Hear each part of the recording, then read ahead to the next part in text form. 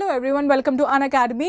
India में आपको कहीं भी शॉपिंग करनी हो, ग्रोसरी या फिर डाइन आउट करना हो, when it comes to the payment you do not carry your cash usually. आप अपने मोबाइल फ़ोन से इजीली पेमेंट कर पाते हैं। I am on some vacation and यही सिनेरियो मुझे वहाँ भी चाहिए। क्या ये पॉसिबल है? अगर पॉसिबल हो जाए तो कितना मज़ा आए। Well, Project Nexus is set to bring a paradigm shift in cross-border payments. जानते हैं हम Project Nexus के बारे में। RBI has signed for the Project Nexus. Nexus is a multilateral international initiative with 4 ASEAN countries. 4 ASEAN countries के साथ RBI ने मिलकर Project Nexus साइन किया है। ध्यान देंगे इस वर्ड को, साइन किया है, इनिशिएट नहीं किया है। यानी कि कोई चीज़ पहले से मौजूद थी और RBI has just become a part of it. ASEAN countries plus RBI.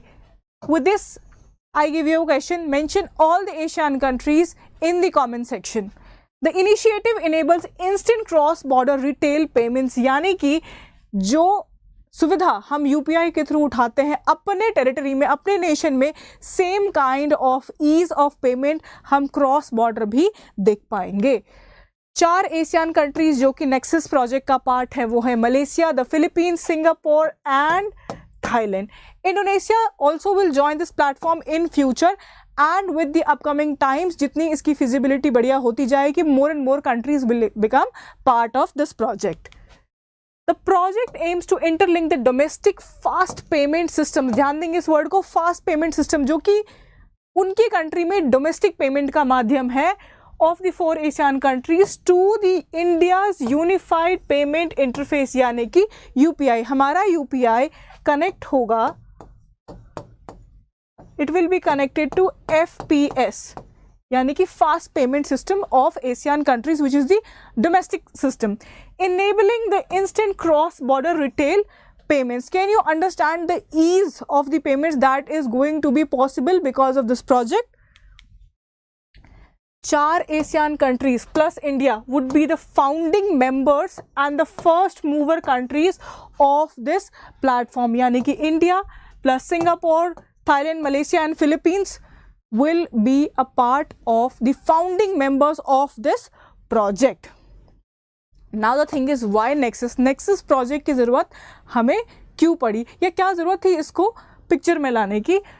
देखिए, 60 से भी ज़्यादा countries instant domestic payment systems को फॉलो कर रहे हैं विथ नियर ज़ीरो कॉस्ट। यानी कि ये अब एक ग्लोबल पैमाने पे जा चुका है जहां पर इंस्टेंट पेमेंट की सुविधा यूज़ की जा रही है। Nexus holds the technical feasibility and potential benefits for individuals and business globally। अगर मैं बात करूँ बिजनेस, ग्लोबल बिजनेस की, कितना आसान हो जाएगा, कितना ज़्यादा इजाफा होगा किसी भी कंट्री के GDP में, because you do not have to worry about the exchanges now. आप इजीली पेमेंट कर पा रहे हैं, बिल्कुल रिटेल पेमेंट जैसे कि हम किसी शॉप पे जाके इजीली पेमेंट कर पाते हैं, same kind of payments can be done in this project, through this project. आप इसके फ़ायदे सोच पा रहे हैं? पहला फ़ायदा अगर मैं आपको बताऊं, रिलेट करना, हमारे इंडिया में क्या चलता है? Digital India. This is the age of digital India.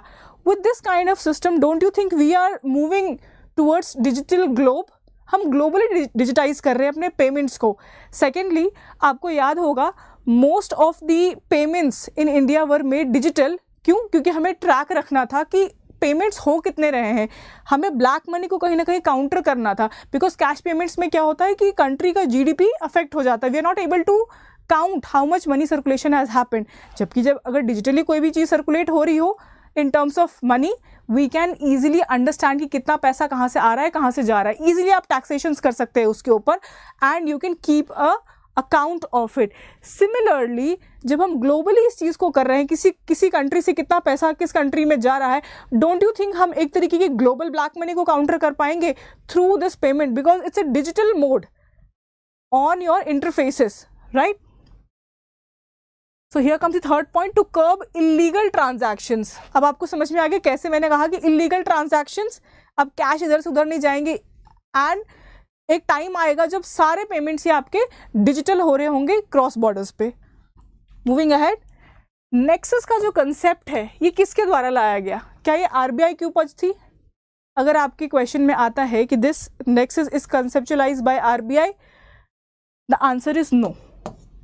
The answer is no. आप लॉजिक लगाइए, फर्स्ट लाइन जो हमने पढ़ी थी ये सेशन स्टार्ट होने में, वो क्या था, RBI has signed, that is initiate तो किया नहीं आरबीआई ने, तो how can RBI conceptualize, right? This is very easy trap for students. So this nexus is conceptualize by RBI? No.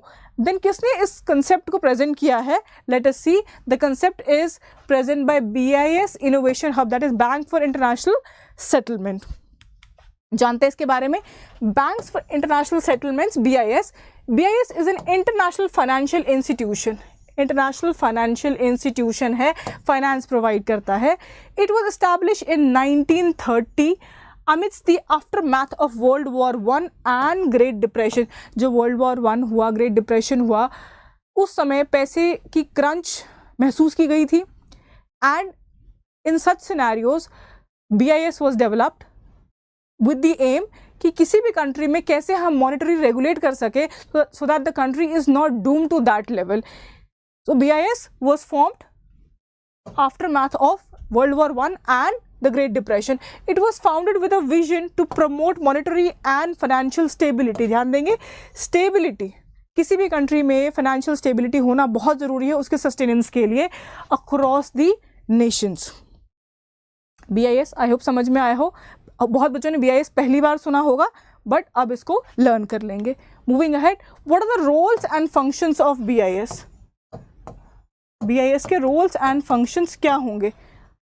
पहली बात, इंटरनेशनल कोऑपरेशन, किसी भी कंट्री के मॉनेटरी एंड फाइनेंशियल सर्कुलेशंस को फैसिलिटेट कर पाएंगे through this BIS.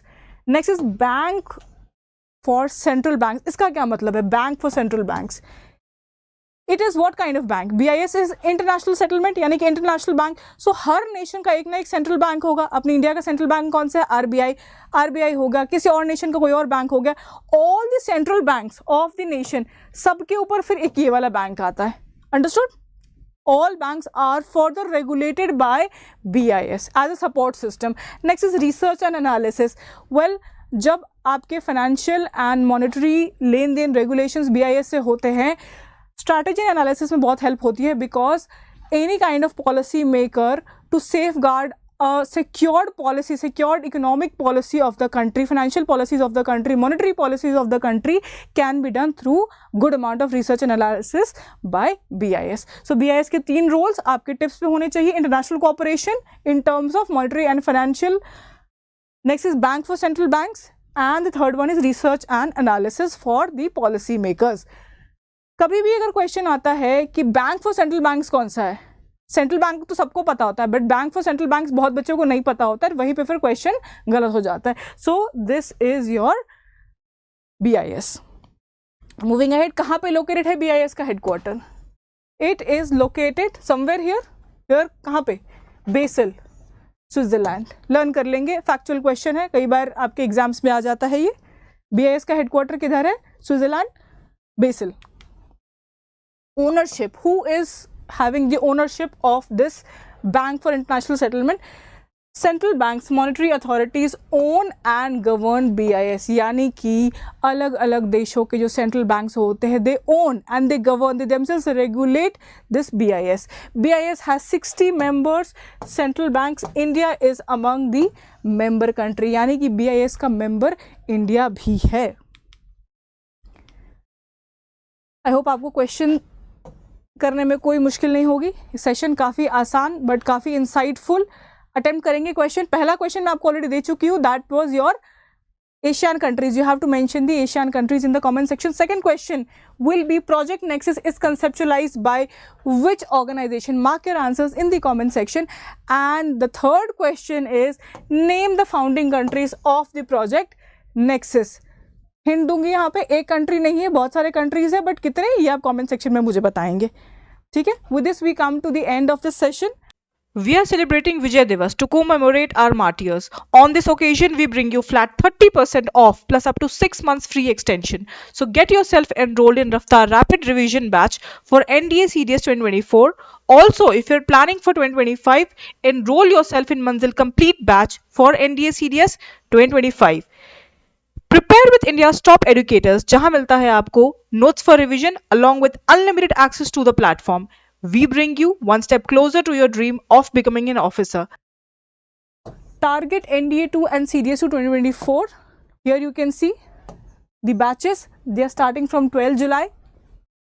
And similarly for CDS also they are starting for 12 July. So simultaneously दोनों ही exams के बच्चे केटर किए जा रहे हैं ताकि दोनों की तैयारी में कोई भी कमी ना रहे. सो जल्दी से आप एनरोल करें.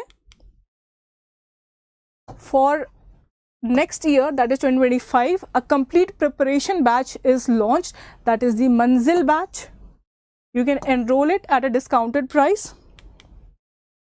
Now PDFs of all these sessions that you see on YouTube and special classes will be uploaded in the description link. You can go and download it from there. Current affairs by top educators, इसका compilation आपको मिल जाएगा. Again आपको link description में pinned मिल जाएगा. So I hope you have learned with me in this session. मिलती हूँ मैं आपसे अगले सेशन में. Till then keep preparing and shine brighter. जय हिंद.